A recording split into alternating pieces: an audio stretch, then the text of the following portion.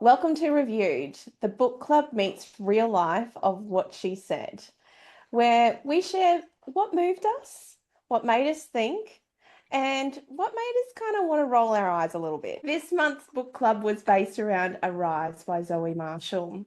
And let's be real, there's been a lot of buzz around this one. It's part memoir meets part self-help meets part spiritual sisterhood in a book form. And while we didn't all walk away sobbing into a velvet pillow, there were moments of softness, reflection, and some surprisingly grounding truths. If you've ever felt like you're doing life with one foot on the accelerator and the other hovering over, what the hell am I doing? This one might resonate with you. So here you are listening to What She Said with your hosts. I'm Paige. I'm Moira. And I'm Emma. And let's get into it. So girls, first impressions. What did you expect going into it? I'll say, to begin with, that I didn't really have any expectation. I bought this book because I have been in that sort of moment in my life where I'm like, there's got to be more. I need more. I need some guidance. I need a path. I need something. And I was at the airport in Lonnie and I got the book section and I was tossing, and I can't even remember what the other one was, but Ariise sort of resonated a lot more with me because I thought, well, this has got, I feel, more substance and more guidance around. She calls it co-creation. I call it manifestation. It's different words, same meaning, basically. And that's what I was looking for. So that's what my expectation was. And I pretty much got it. When you said we're reading Ariise, I thought, oh, what kind of spicy book is this? It's our first not spicy book. Exactly. Well, Moira asked and we delivered. Look, the first couple of chapters, I had feelings of anger inside, and I had no idea why I was feeling this such a strong emotion of anger. And it kind of comes to a section where it says, okay, set your intention. It says, but you need to let go of all your other things first. I guess I didn't realize that I had maybe some blockages, you would call it. That I was holding on to. What is my intention? I have all of these visions and goals that I want to achieve that I'm trying to manifest as we speak, and it's just not happening. It doesn't feel right, I guess. It doesn't feel like the right time, or just nothing's coming together for me. And this is kind of where she asks you, what's your beliefs and your core values? I was like, why the heck do I need to know about this to be able to manifest something? So it's just taking you back to the start, really. You need to get rid of all your blockages. You need to actually realize who you are, what your belief system is, what your goals are, what attributes you have, so that you can move on and manifest or co-create something that you want without all of those blockages. So that's kind of when the anger lifted and I was able to read the book. Yeah. So the first day I read it, and that's when I had all these anger issues, and I put the book down. I went away and I actually thought about it. And then I was able to pick it up the next day with a better frame of mind. Yeah. So I was just interested that I had that deep anger feeling when I first started reading it. Surprised me.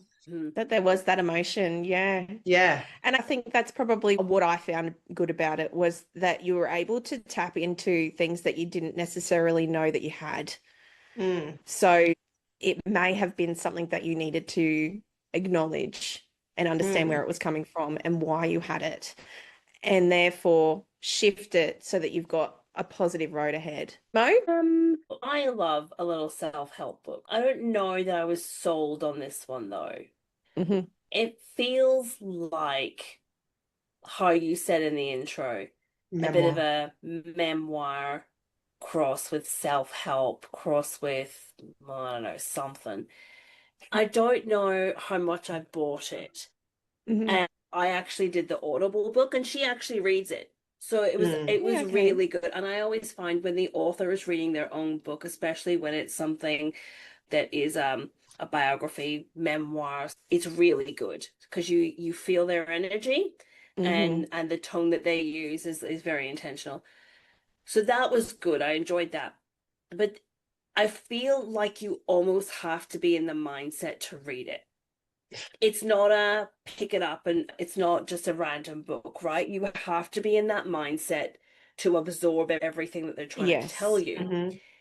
And I don't know how I feel, even having finished the book, how I feel about the book. There was a lot of things that you could download from the Audible book, and then they were doing a meditation section, and then there was a bit on love, and I just skipped through that because I was like, not relevant to me, moving along. It is very much like The Secret, except try to put it into practice more than what The Secret offered you. It's giving you the how to implement manifestation that The Secret has already told you about. I don't really understand the need for the different wording. I feel like that kind of made it confusing for me because I was like, co-creation. Don't give me a different word. Let's just use the words that we know, which is manifestation, right? I think she used that. I suppose she talks about the universe, but she also speaks about her religious beliefs. So I think that's kind of why she uses the term No, I think co-creation. she used I don't know if that's what it was or if it was co-creation was her way of saying it's not just saying what you want, you also have to be a part of the action. Not just enough to go, I want $1 million Powerball and it must come. I get it, but it was kind of like, oh, it's all manifestation. I also think that she was trying to step away from the manifestation word itself because it's been thrown around so much and it's sort of essentially lost it's its exactly impact. what it is. Exactly. You can throw it away. It is what it is. That's right. And then I realized about 3/4 of the way through when she said Benji, and I was like, Benji who? Benji Marshall. Oh, Zoe Marshall. So then my brain went to how much of this is actually manifest and how much of this is just opportunity because of who you are, where you're at, who you know. Because I've been told this for at least the last 20 years. It's not what you know, it's who you know. 100%. Honestly, when I worked in regional Queensland, that's exactly what it was. You didn't have to have the skills or the knowledge of the previous experience, but if you knew so and so who would recommend you, you got a job. And that is how I got a whole lot of jobs. You could say I manifested getting into where I wanted to get into, but that was pure fucking luck. Yeah. So I don't that really actually put me off because I was like, how much of what you're actually spoken came to you?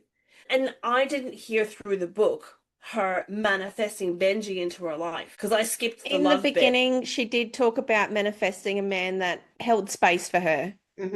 She did. So the book says that she grew up in a fantastic part of Sydney. Yes. Her mum struggled, worked a lot of jobs, struggled to give her a good education and to do all the things like a lot of parents would do. But she lived in a good part of Sydney.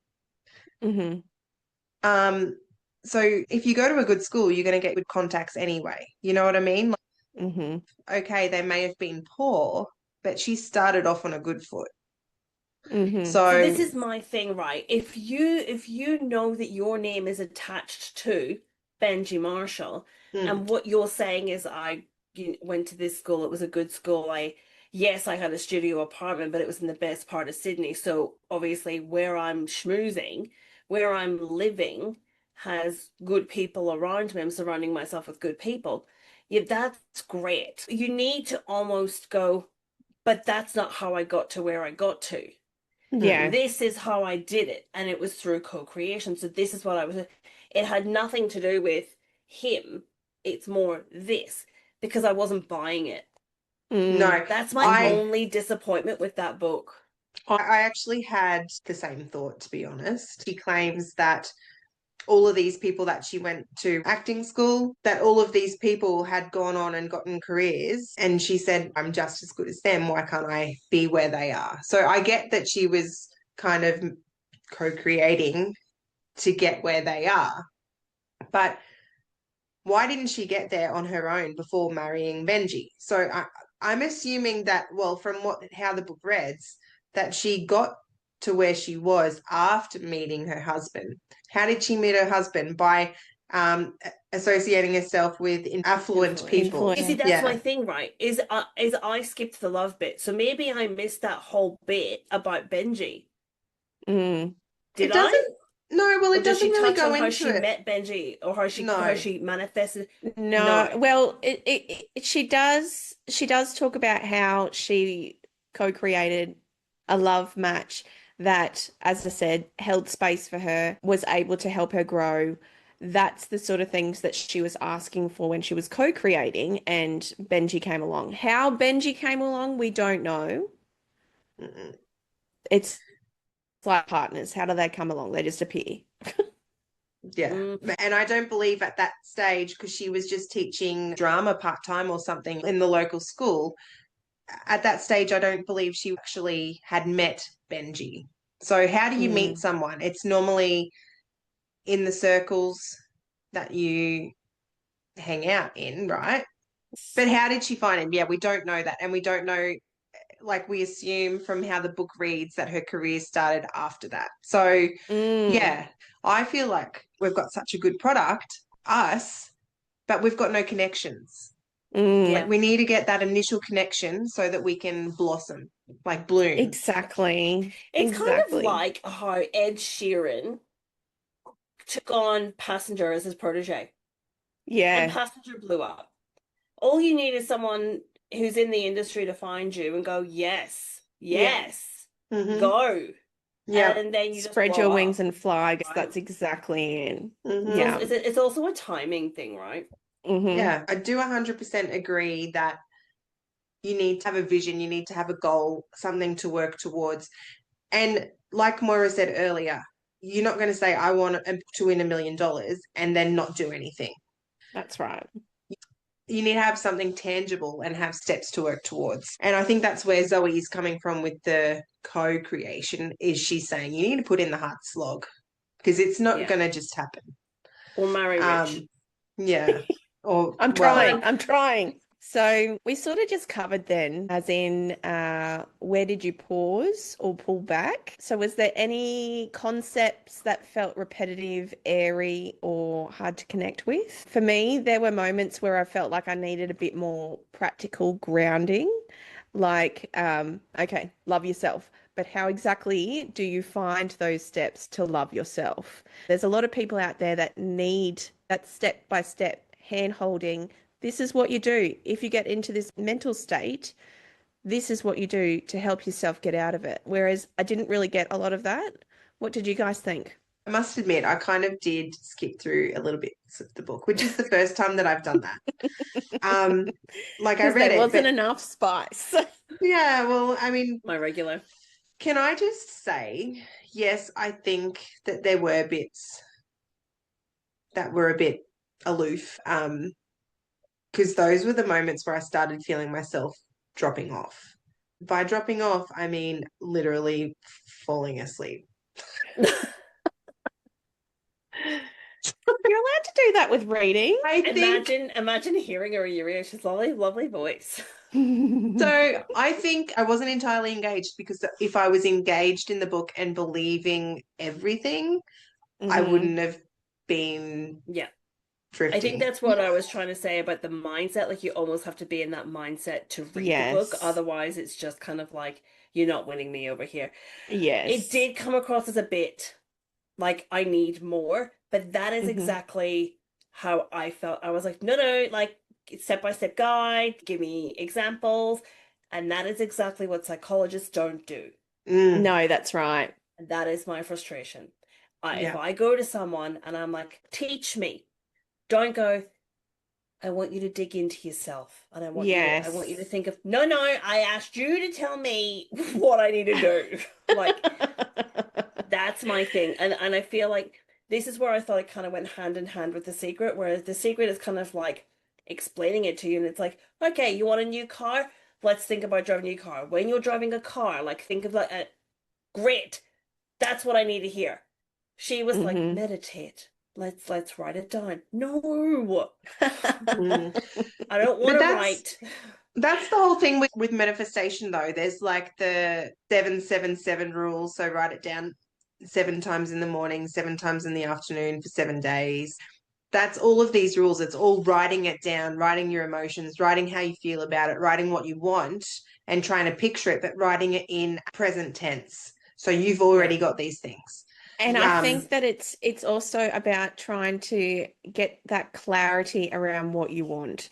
Yeah. And having it as it's in your subconscious because you've been writing it down. It's there. But I need someone to then go, how do I get to that? How do I make it my subconscious? Because that's really difficult for me. I have 3 kids. I work. I also have a husband who has his own business. We have this a lot podcast. Of noise. There is a lot going on. I just need someone to tell me what to do. But she did say, write your intention as if you are already doing it. Yeah. Correct. And then she gave you an example. And I was like, great, that is what I want. I want an example. Yeah. I've actually taken that on board, and every morning, as soon as I feel myself waking, it's just habit now, and it's only been a week. Today is going to be a great day. Good things are going to find me. And that's what I say every morning now when I'm just starting to kind of stir. Week been? There's been some ups and downs, and it's just trying to get into that. I think it's all positivity, because you can get in a slump. Yes, and having something to look spiral. Yeah. And having something to look forward to or to want can help get you out of that slump. And I think it's just positive thinking, positive emotions, positive feelings. And when you're happy, you attract like people, which she also says in the book. And then you're around more positive people, and your life starts becoming more positive, because you might that an opportunity might come that was always there, but you didn't see it because you're in a negative frame of mind. That's right. So now all of a sudden you're seeing this in a different light, and you're going, well, maybe I'll just take the leap. Let's be brave.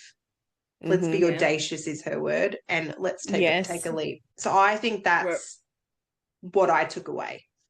She says something like, make a pattern, try and make it a regular thing. I was already kind of doing that. So I say a prayer every night. And I found that with that prayer now, I now say my gratitude. So what I've been thankful for the day.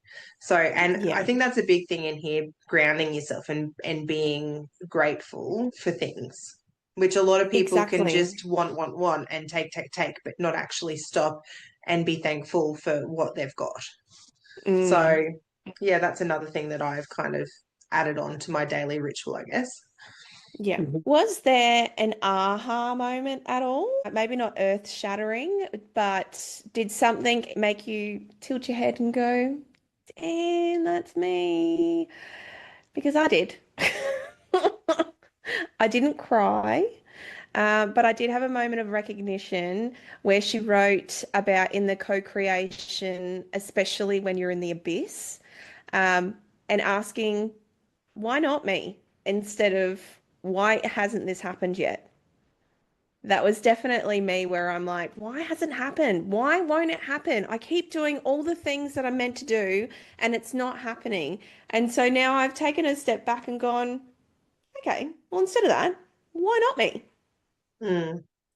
Simple as that. I'm asking the universe, why not me? Yeah. You know, that's how I'm choosing to co-create in my path down co-creation or manifestation. Asking, why not me? Yeah. If it's not meant to be for me, then show me why not me. Yeah, I actually had that as one of the notes as well, was the abyss, trust in the timing. And it's like, it's just not the right time for you. And I think of this as, if you think of a relationship, right?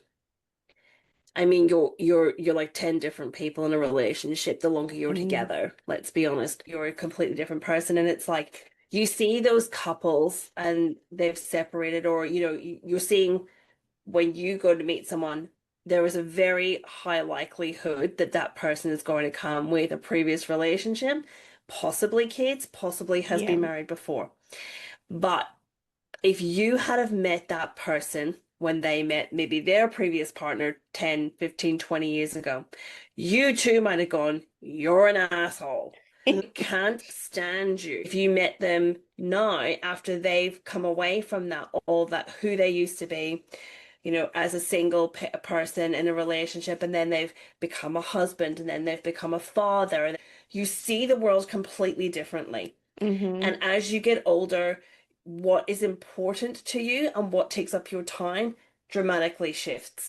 Yeah. And I feel like if you meet someone before they're there for you, then it won't work out. So maybe your person is coming out of that stage, or they're coming into a different place, and that's when it will make sense for you two to be together. Maybe you're supposed to go on a holiday and learn to live a life and learn life lessons and explore and adventure. That was what you were supposed to do at that time. And then you come back and you settle down. Like, that's what I took from it. And something that I picked up from this book, but what I actually picked up from The Secret was not to put it in the negative. So not why not me, but I'm worth it. Give it to me. Yeah. It's actually, it's like, I don't want war. You don't say I don't want war. You go, I want peace. So you've got to flip the language to not even have a negative. So it's not why not me. It should be, well, what else is there for me? You know, what's better for me? Yeah. What am I like? And when I'm saying why not me, it's not in a negative tone. It's a why not me? Rephrase it. Show me another way that this is going to come to me. Show me how I'm going to develop. Show me what I need to do in order to get there. Yeah. Just taking away from along those lines, false prophets, like a path that is maybe easier. And so you choose to take that, and it's not actually the right path, but you choose to take it because it's the easier way. It's an option. It's a test. And you know what? It's testing you as to whether or not you actually want that. Or if that thing that's coming to you, is this option okay? Or are you waiting for something better? Yeah. Because I can bring you something better, but if this is going to fulfill something for you, then take it, which is basically what I picked up from it. Well, yeah, exactly. But 9 times out of 10, particularly when it's money driven, like when you need money to live, right? It's not because you want to be rich, just because you need money to live. You're going to take the easy option. You're going to take something that you might not actually, the path you don't want to be on, but it's going to pay the bills. And then you might actually miss that other path. So I was like, what do you do? And that's where that negativity creeps back in. Well, that's where you ask yourself, are you willing to accept this? Or are you willing to bypass it and see if there's something else? Yeah. There is a lot of sacrifice that needs to happen as well. Correct. So this is something that I actually interpreted from a book called What's Your Dream by Simon Squibb. He's on TikTok. He goes about the streets of the UK and he says, what's your dream? He almost, I think in one of the sections goes, you have a choice. If you're living above your means, sell your house, downsize, use that money to start something. If you have that BMW, sell that BMW, get a car that you can afford outright. So then you have then a little pot of money that you can start to invest in. It is also about sacrifice. Yes. That co-creation, you also have to put in that effort to get yourself to where you need to be. Yeah. Money and contacts, 2 things to become extremely successful. I'm not saying in the story she's going along the lines of becoming quite famous in social media jobs, on TV, radio. But for a person that is, say, in a different career, you need those contacts in the field that you're in to actually further your career, or to get the reach to the people that to start it. That's right. I definitely think it's a lot of hard work, but also a lot of luck. Is that the universe? I'm not sure. Hard work and persistence. We've got an Irish person on here. tenacity. Do we just wrap her in four-leaf Just clover rub her on the and head? give her a rub like Twitter? If there was going to be any luck, you'd think I'd be getting it, right?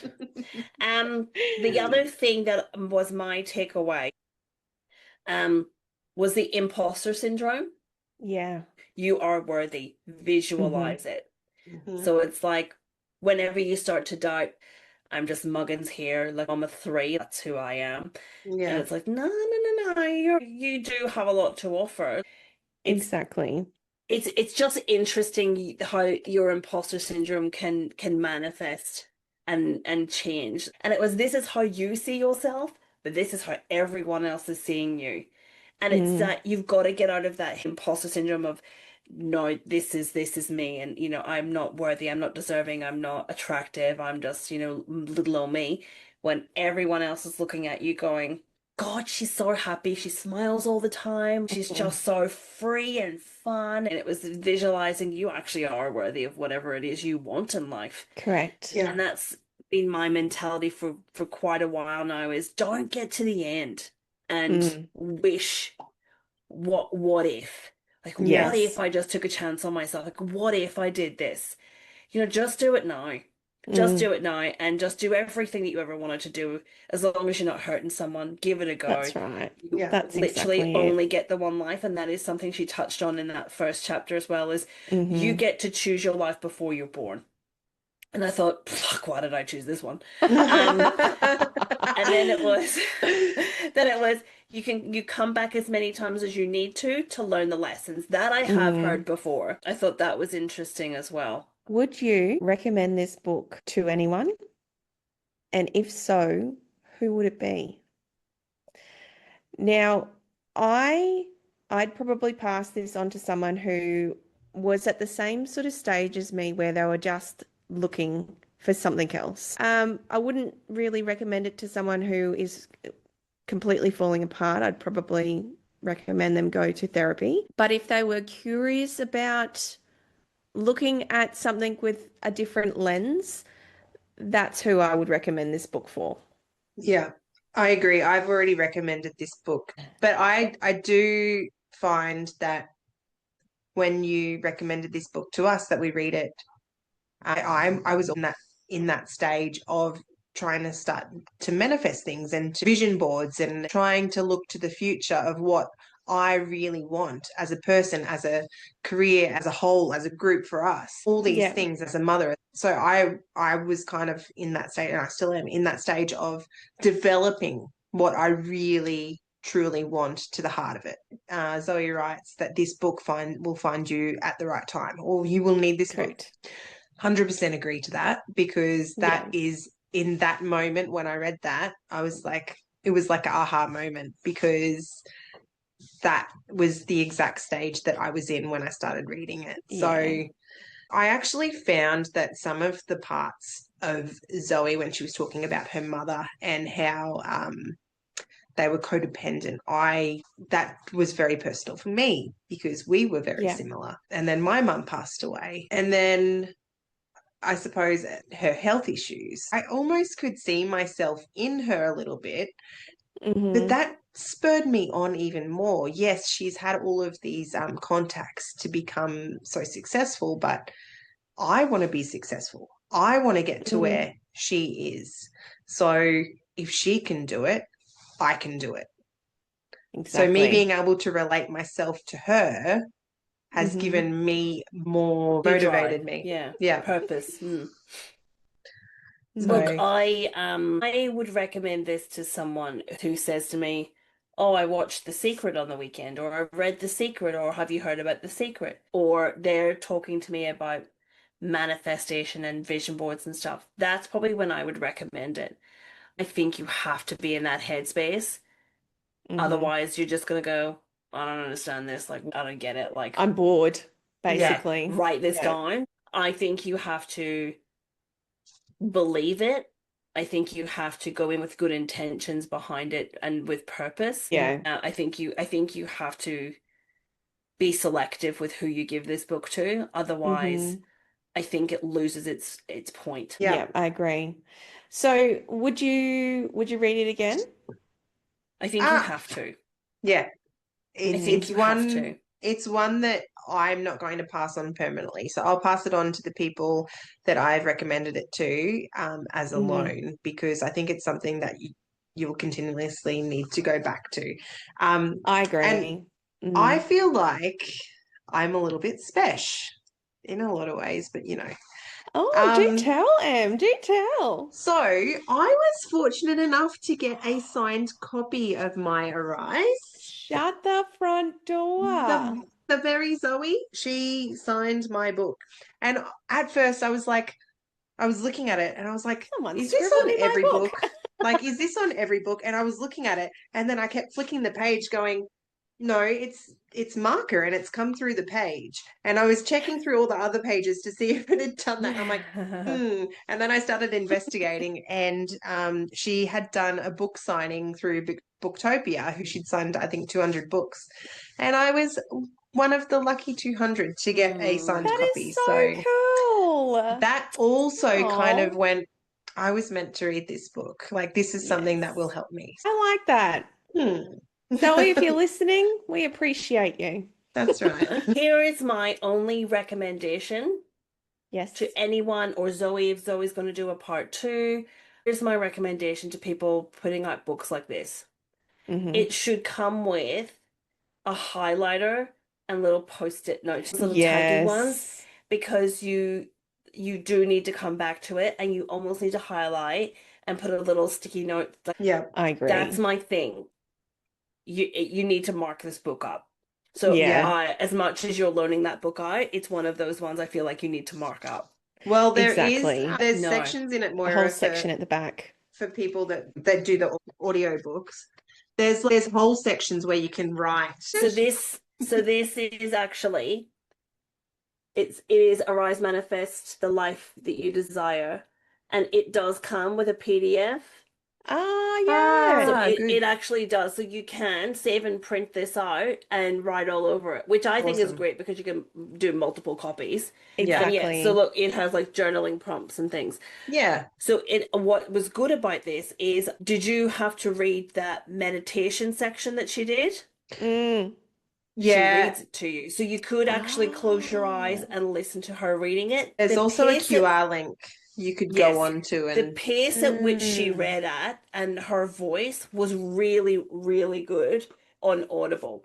And it comes with the PDF, so you're not missing out. And she actually reads the meditation to you.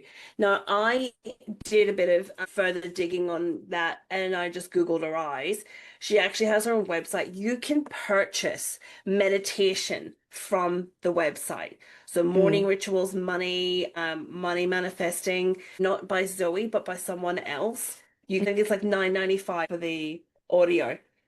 And I was like, that could just be something that you have in the morning when you wake up. You're just going through the motions of listening to it. Even starting that morning routine where you're giving yourself that extra 5-10 minutes in the morning before you actually have to get up, so that you can do that morning meditation. So you liked it overall? Overall thoughts were you liked it? Yeah. Yes. Yeah. Well, just make sure you're in the mind frame to appreciate what they're trying to get across. I didn't so much like the her biography in it. I think it could have been a separate book, but I know that she was using it as examples of places in time. So, and funnily enough, as I said, 2 of those examples I resonated with. Yes. Right. So that comes to the end of this month's book review. But next month, we do have Ruthless Creatures, which was highly recommended by our dear friend, Natalie. Thank you very much for that, Natalie. We look forward to sinking in our teeth. Ariise isn't the kind of book that grabs you by the collar. It's more like a hand on your shoulder, a reminder to pause, soften, and come home to yourself, even if it's just a moment. For us, it wasn't a life-altering experience. It was more of an invitation, the one that offers a gentle reflection, a few eyebrow-raising truths, and the kind of permission you don't always give yourself. If you're in a season of quiet questioning, wondering who you are underneath all the roles, the rushing, the noise, this book might meet you there. That's our take. As always, it's not about reading what's trending. It's about reading what's true for you. You've been listening to What She Said, and this has been the episode of Reviewed. Follow us on all the usuals, Insta, TikTok, YouTube, Spotify, Apple, and come on over and tell us whether or not you've read Ariise, whether or not you're going to read Ariise, and what your thoughts are on Ariise. So until next time, you've been listening to us. I am Paige. I'm Moira. And I'm Emma. And we are What She Said. Bye. Bye.